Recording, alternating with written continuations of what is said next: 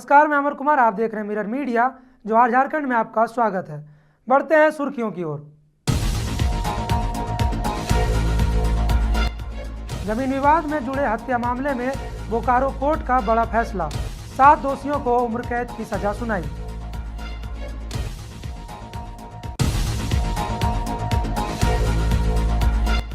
कास में संदिग्ध हालत में युवक का शव मिलने से हड़कंप, पुलिस ने शुरू की जांच।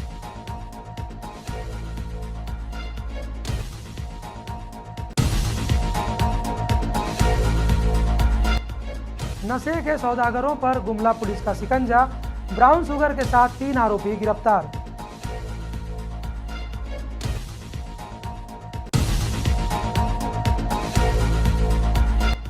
चोरी का मोबाइल बना साइबर ठगी का हथियार, 1 आरोपी गिरफ्तार।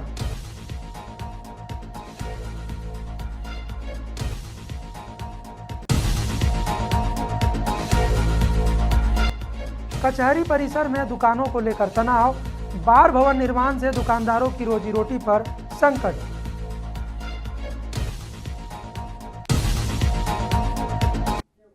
अब खबरें विस्तार से। बोकारो कोर्ट ने जमीन विवाद में हत्या के मामले में 7 लोगों को उम्र कैद की सजा सुनाई है।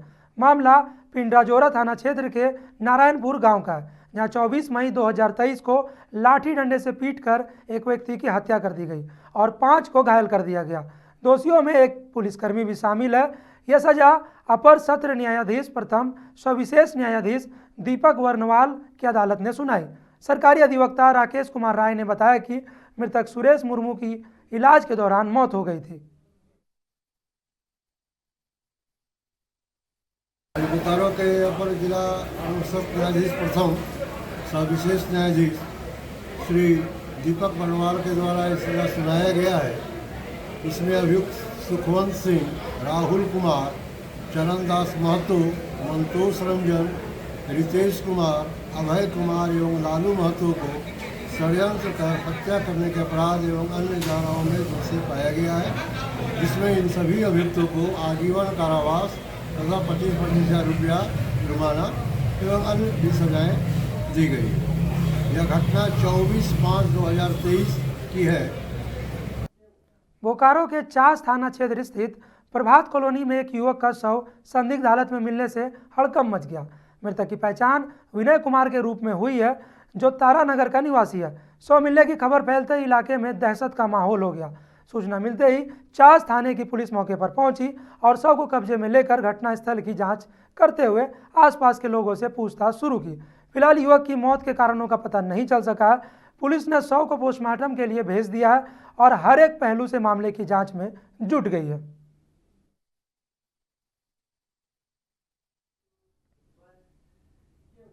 गुमला पुलिस को बड़ी सफलता मिली है। सोमवार को नशे के कारोबार में लिप्त 3 युवकों को ब्राउन शुगर के साथ गिरफ्तार किया गया। गिरफ्तार युवकों में नितेश लाल साहू, अभिषेक दास और सूरज सिंह शामिल है। जानकारी देते हुए एसडीपीओ सुरेश प्रसाद यादव ने बताया कि तीनों के पास से 10 ग्राम से अधिक ब्राउन शुगर जब्त की गई है। पूछताछ में आरोपियों ने कबूल किया कि वे 4,000 प्रति ग्राम की दर से ब्राउन शुगर बेचते थे। उनका मुख्य निशाना स्कूल कॉलेज के छात्र और स्थानीय युवा होते थे। संदिग्ध गतिविधि देखकर उन्हें पकड़ने का प्रयास किया गया, जिसमें 3 व्यक्ति की गिरफ्तारी हम लोग करते हैं और उससे जब विधिवत पूछताछ कर और उसका सर्च करते हैं तो उनके पास से लगभग 10 ग्राम ब्राउन शुगर की हम लोग सीज किए हैं और उसके पास जो एक स्कूटी है उस स्कूटी को भी हम लोग जब्त कर। साहिबगंज में साइबर ठगों के एक मामले का पुलिस ने सफलतापूर्वक खुलासा कर लिया। दरअसल मोबाइल चोरी के बाद उसके जरिए फोन पे से 60,000 की अवैध निकासी की गई थी। शिकायत के बाद पुलिस ने तकनीकी साक्ष्यों के आधार पर गहन छानबीन की और आरोपी प्रताप महतो को रेलवे स्टेशन परिसर से गिरफ्तार कर लिया। उसके पास से पीड़ित का मोबाइल, ठगी में इस्तेमाल किया गया सिम और मोबाइल फ़ोन बरामद हुआ है। पुलिस का कहना है कि आरोपी ने गुम मोबाइल को अपने कब्जे में लेकर ठगी की योजना बनाई थी। मामले में आगे की पूछताछ जारी है। प्रताप महतो महाराजपुर तालछारी थाना का बताया गया। उसके निशानदेही पर गुम हुआ मोबाइल बरामद किया गया तथा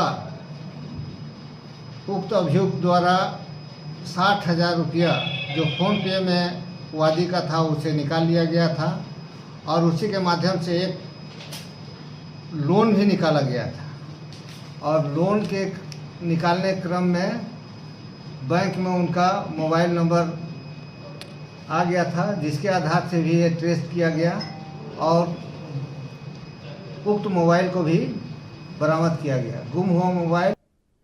हजारीबाग के व्यवहार न्यायालय परिसर में इन दिनों तनाव का माहौल है। कोर्ट परिसर में दुकान चला रहे करीब 24 दुकानदारों की रोजी रोटी पर संकट मंडरा रहा।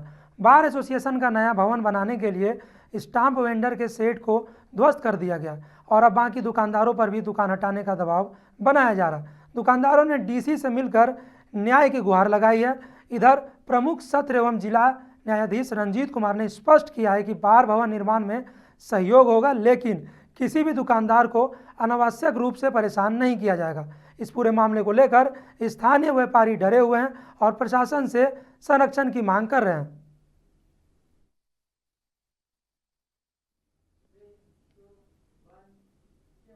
साहिबगंज में हूल दिवस पर हुए विवाद के बाद अमर शहीद सिद्धो कानू के छठे वंशज मंडल मुर्मू ने आज न्यायालय में आत्मसमर्पण कर दिया।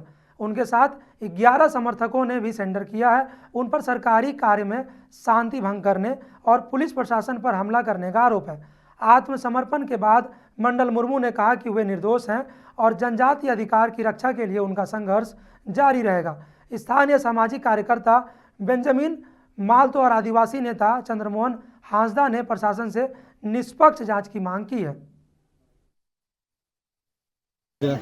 वंशज जो हमारे मंडल मुर्मू हैं और उनके साथ जो हमारे पूरे साथीगण हैं मांझी बाबा, हम लोग सब कोर्ट में सरेंडर कर रहे हैं और हम लोग कानून का सम्मान करते हैं। और चलिए, आज सरकार प्रशासन के द्वारा जो झड़प हुआ और खासकर ये दुख अफसोस होता है कि 170 साल बाद ये एक बहुत बड़ा नहीं क्या बोल सकते हैं इसको, एक यहाँ मांझी बाबा के साथ और यहाँ पर वंशज परिवार के साथ ये बहुत बड़ा जुल्म हुआ और ऐसा घटना नहीं होना चाहिए था। जो सरकार प्रशासन द्वारा यहाँ के मांझी बाबा को, यहाँ के वंशज परिवार को अपमान किया गया और हम सभी कोर्ट में आस्था रखते हैं, विश्वास रखते हैं, संविधान में विश्वास रखते हैं कि हम सभी को न्याय मिलेगा। पर जो हम लोग शहीद सिद्धो कानू चांद भैरव फूलो झानो वंशज परिवार के साथ साथ गांव के मेंबर सदस्य मिलकर हम लोग पूजा करने जा रहे थे। हर वर्ष के बाद इस बार भी फूल दिवस हम लोग मनाने जा रहे थे, जिसमें हम लोग सभा की आयोजन किया जाना था, जिसमें जिला प्रशासन द्वारा हमारे मंच को तोड़ा गया। जिला प्रशासन द्वारा पूर्वजों को महिलापन पूजा अर्चना करने नहीं दिया। उस दौरान ही जो हम लोग पूजा करने जा रहे थे, उस दौरान ही जिला प्रशासन के द्वारा हमारे गांव के वंशज परिवार के गांव का महिला बच्चा बुतरू के ऊपर हमला किया गया, लाठीचार्ज किया गया, खून की बहा। लेकिन इसके बाद हम लोग के ऊपर भी एफआईआर हुआ।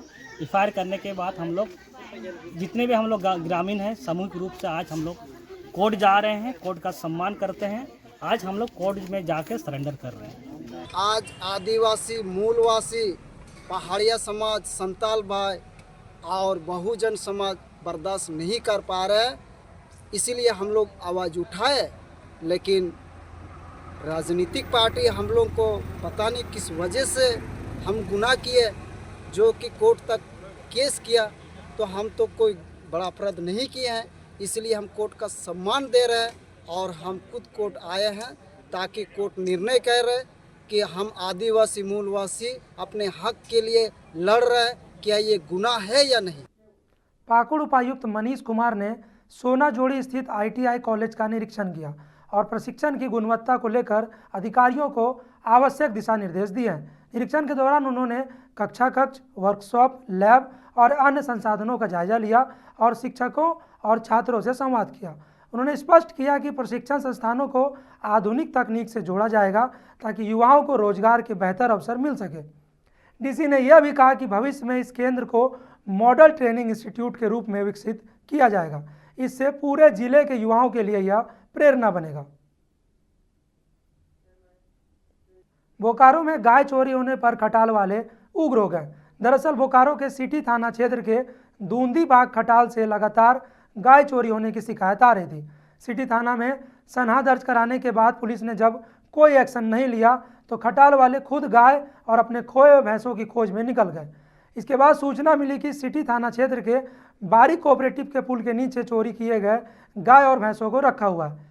पीड़ित खटाल वालों ने बताया कि सूचना पाकर हम लोग दूंदी बाग के खटाल पहुंचे और दोनों पक्षों में समझौता हुआ कि चोरी हुए गायों को उन्हें लौटा दिया जाएगा। स्थानीय खटाल वालों ने कहा कि अब तक करीब 200 से ज़्यादा गाय चोरी हो चुके हैं। ऐसे में इस बार आरोपियों को सबक सिखाया जाएगा। थाना में से सनहा दे दिया है सिटी थाना। कब दिया था? बहुत 11 तारीख को दिए हैं। 11 तारीख को। अच्छा, ये जो आज भैंस और सीप पकड़ाया है, ये कैसे क्या हुआ है? चोर का ये सब भैंस है। चोर का? हाँ, कब पता है जैसे वो गाय फिर 17 तारीख को लेगा, 18 तारीख का तो वो जब मेरा हम लोग का आदमी है वही बताया तो हम लोग गए तो मेरा गाय था हम लोग का, बोला कि आई या फिर गाय लेके भाग गया, कटवा दिया सब। कटवा देता है बेटा। हाँ, सब कटवा दिया है। क्या कि हम लोग गाय खोल के लाए, भैंस खोल के लाए। हाँ, भैंस है 25-30 को, सब है जानवर। हाँ, उसी का है, चोरवे का है। हम लोग का चुरा के ले गए तो कल माल वहाँ जैसे बरामद धरा है ना, तो वहाँ से गाय हटा दिया। जब पर्दा चला कि आ रहा है लोग तो गाय हटा दिया। तो बोला लोग कि अरे गाय रोक भाई, 14 किलो दूध है, गाय रोक। तो ये गाय हम कटवा दिए, डायरेक्ट बोला कि गाय कटवा दिए। आज सामने आइए नहीं रहा है। फिर आप लोग क्या किए? तो फिर हम लोग सोचे कि वहाँ का फैसला किया लोग। तो फिर कल बोला लोग कि कल शाम को फैसला होगा। शाम को हम लोग गए तो बोला कल 10 बजे फैसला होगा। कोई आइए नहीं रहा है, कोई इधर भाग रहा है, कोई उधर भाग रहा है। तब हम लोग लास्ट में खीस में हम लोग के जितने जानवर किया समूचा जानवर खोल के लेके आ रहे हैं। जमशेदपुर में जिला बार एसोसिएशन के 2 वरिष्ठ अधिवक्ताओं के असामयिक निधन से अधिवक्ता समाज में शोक की लहर दौड़ गई है। सोमवार को दोनों के पार्थिव शरीर को बार एसोसिएशन परिसर में अंतिम दर्शन के लिए लाया गया, जहां प्रधान जिला एवं सत्र न्यायाधीश अरविंद कुमार पांडे समेत बड़ी संख्या में अधिवक्ताओं ने पुष्प अर्पित कर श्रद्धांजलि दी। अधिवक्ता युधिष्ठिर महतो जी एवं अनिल जैन दोनों ही नेकदिल इंसान थे और उनके शालीनता का परिचय यहाँ अधिवक्ताओं के बीच है। अधिवक्ता उनसे काफ़ी प्रभावित थे और युधिष्ठिर महतो जी यहाँ लोक अभियोजक भी रहे हैं और बहुत ही अच्छे इंसान थे। गरीबों के लिए एक मसीहा के रूप में कार्यरत थे। उनके जाने से अधिवक्ता समाज को बहुत बड़ा नुकसान हुआ है। थाईलैंड में हुई अंतर्राष्ट्रीय स्ट्रेंथ लिफ्टिंग और इंक्लाइन बेंच प्रेस चैंपियनशिप 2025 में 2 स्वर्ण पदक जीतकर भारत का नाम रोशन करने वाली जमशेदपुर के मानगो की रहने वाली स्नेहा कुमारी सोमवार को जमशेदपुर लौटी। उसके लौटने पर टाटानगर स्टेशन में भाजपाइयों ने फूलों का गुलदस्ता और अंग वस्त्र देकर भव्य स्वागत किया। मौके पर जिला प्रशासन की ओर से किसी भी अधिकारी के मौजूद नहीं रहने से पूर्व जिला अध्यक्ष दिनेश कुमार ने नाराजगी व्यक्त की। उन्होंने कहा कि देश का नाम रोशन करने वाली जमशेदपुर की बेटी के स्वागत में प्रशासन का नहीं होना सरकार की खेलों के प्रति उपेक्षा को दर्शाता है। जमशेदपुर मानगो की निवासी सुश्री स्नेहा कुमारी ने थाईलैंड पर भारत का परचम लहराया। जिस प्रकार जब जीत की जानकारी उनके भाई के माध्यम से प्राप्त हुई तो मैंने सोशल मीडिया पर उनको बधाई दिया और आज जब अब जानकारी प्राप्त हुई कि स्टेशन में पहुंच रही है तो जमशेदपुर टाटानगर स्टेशन पर पहुंच करके बेटी का स्वागत किए, उनको शॉल ओढ़ा करके। साथ साथ एक चीज़ पर मुझे बहुत ही नाराज़गी हुई। मैंने देखा कि जमशेदपुर जिला प्रशासन न ही डीएसओ के माध्यम से कोई खेल पदाधिकारी स्टेशन पर रिसीव करने के लिए बच्ची को नहीं पहुंचा। झारखंड राज्य अल्पसंख्यक आयोग ने सोमवार को जमशेदपुर परिसदन में बैठक की। आयोग के अध्यक्ष हिदायतुल्लाह खान की अध्यक्षता में विभिन्न विभागों के अधिकारियों के साथ बैठक की गई। उनके साथ उपाध्यक्ष शमशेर आलम भी मौजूद थे। बैठक के बाद अध्यक्ष हिदायतुल्लाह खान ने कहा कि वैसे तो विभिन्न विभागों की ओर से राज्य और केंद्र सरकार की योजनाओं को धरातल पर उतारने की कोशिश की जा रही है, लेकिन अल्पसंख्यकों के प्रति प्रशासन की कार्यशैली से वे संतुष्ट नहीं है। उन्होंने कहा कि राज्य सरकार ने सभी जाति धर्मों के लिए समान मंशा से योजनाएं बनाई है, लेकिन पूर्वी सिंहभूम जिला प्रशासन खासकर शिक्षा और स्वास्थ्य के क्षेत्र में सौतेला व्यवहार कर रही है। स्कूलों में उर्दू शिक्षक और पुस्तकें उपलब्ध कराने के निर्देश के बावजूद कोई ठोस पहल नहीं की जा रही है। आयोग ने रिपोर्ट बनाकर कार्रवाई की अनुशंसा करने की बात कही है।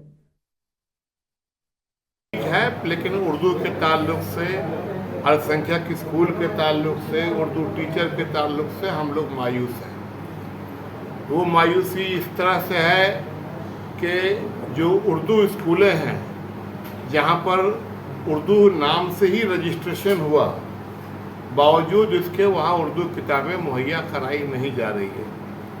हालांकि ऐसा सरकार की तरफ से कोई आदेश नहीं है कि नहीं दिया जाए, बावजूद इसके बहुत सारे कंप्लेन आई। उसमें हम लोगों ने जिला शिक्षा पदाधिकारी से बात की, उन्होंने कहा कि नेक्स्ट सेशन से दिया जाए।